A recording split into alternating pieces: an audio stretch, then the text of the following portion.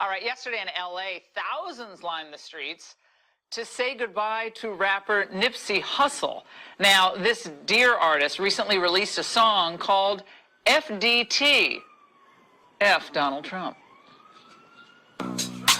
Donald Trump, yeah, Donald Trump, yeah, Donald Trump, yeah, Donald Trump, yeah, Donald Trump. 1 minute. Okay, now that's a very creative refrain. Very catchy. Very catchy. Irving Berlin, look out. Is it? It all began and ended with Irving Berlin for you, didn't it? Yeah. So the refrain, the chorus, it goes on and on. Is that related to the lowest unemployment ever, basically, for African Americans? But at Hussle's funeral, Laura, the less than holy religious figure, Louis Farrakhan, rose to offer a reflection. Now, nice. It's always a good idea, before you give a eulogy, to know the name of the deceased. That helps, which in this case was Nipsey Hussle. The spiritual life of Nipsey Russell. I thank Nipsey Russell. I said it right. Russell.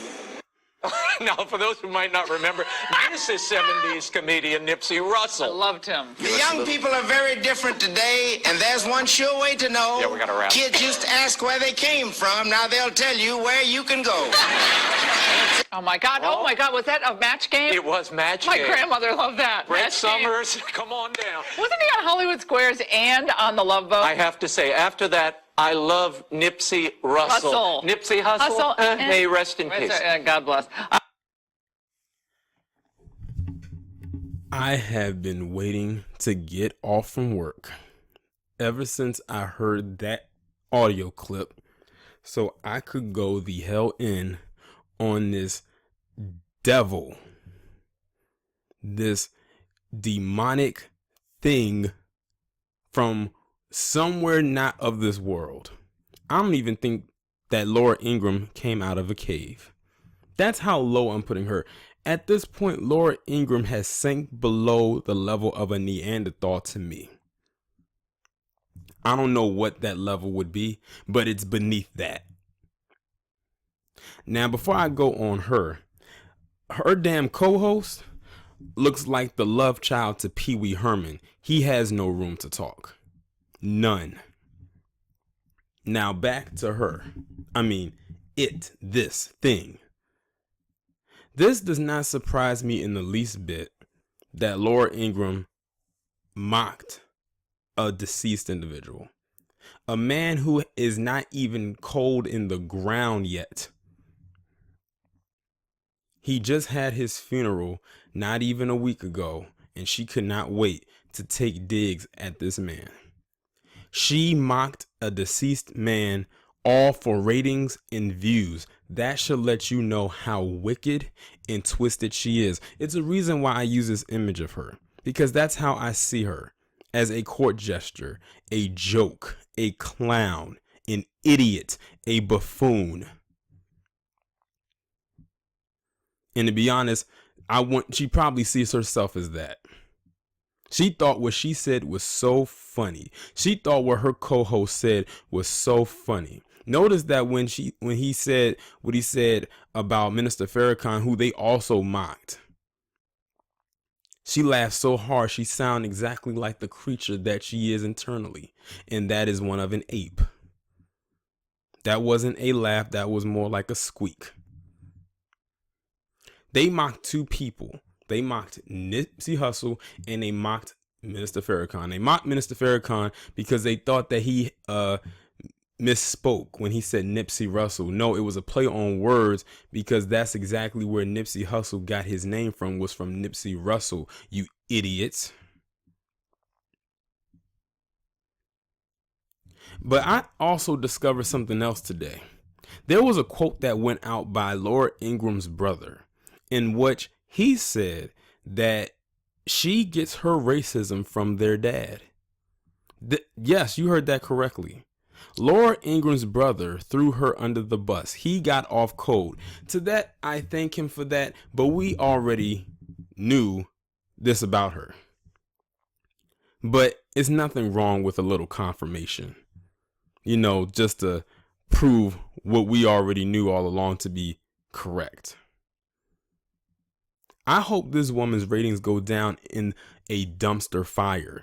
You know, hopefully she'll get that quote unquote vacation, and we all know what the vacation is. Rappers The Game and T.I. went out and verbally blasted this chick, and rightfully so. See, those of Laura Ingraham's ilk do not realize what we in the black community lost when Nipsey Hussle was murdered that day. And I wouldn't expect them to actually feel anything. I don't. But they expect us to feel some type of way with what goes on in their little white lives. Like, for instance, what's going on in Paris right now. In case y'all don't know, and I don't know how you won't because it's been all over the news all day, the Notre Dame Cathedral, which is probably one of the most iconic cathedrals in the world and a tourist attraction, is on fire right now. Ask me how I feel about that. This is the only mentioning you will get from me about that in a commentary, in a video that is really not about it, but I said it to prove a point. I will say, though, that the Disney movie that focused on that particular place was actually good. It actually reminded me of it in certain scenes. But that's all they'll get from me is a good old I feel nothing. And I'm almost certain that affected it more of them than anyone else. And if you do some history about the French, they were really not nice people to black individuals, especially during that Haitian Revolution, in which they got their French asses kicked. Brutally, might I add. But back to her. This is also the same woman that told LeBron James to shut up and dribble because he had the nerve to have an opinion about a political stance. She and a lot of other people like her do not like outspoken black people, especially outspoken black men, on topics that are deemed serious, especially those in the political arena. She said he makes $100 million a year. Why in the world would he worry himself about anything political? So basically, she expects people like LeBron James to be that dumb jock that you went to high school with. He knew how to ball.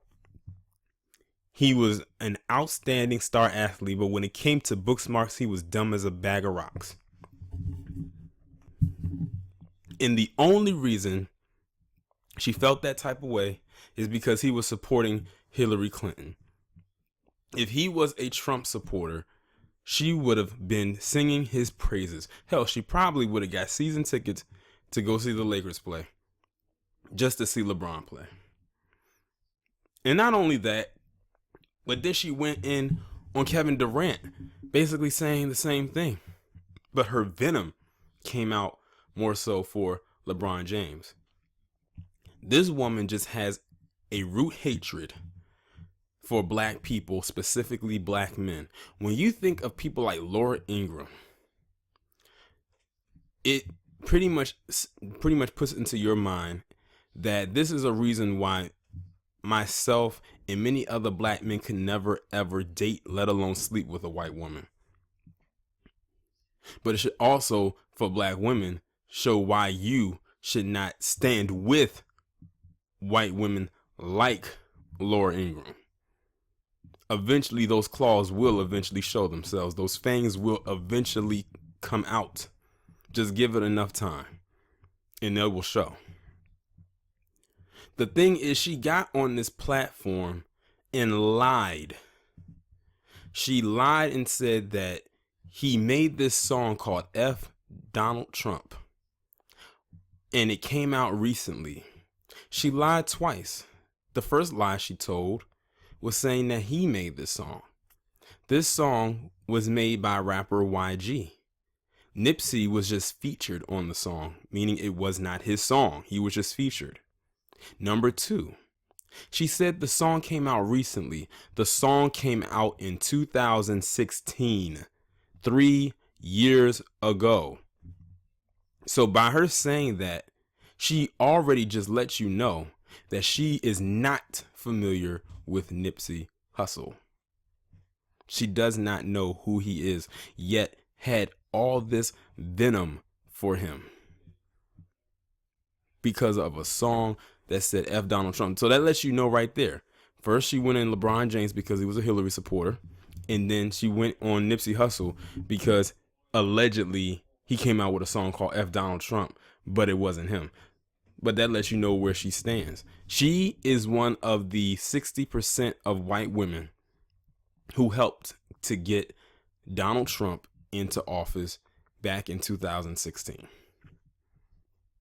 After he said, grab them by the pussy.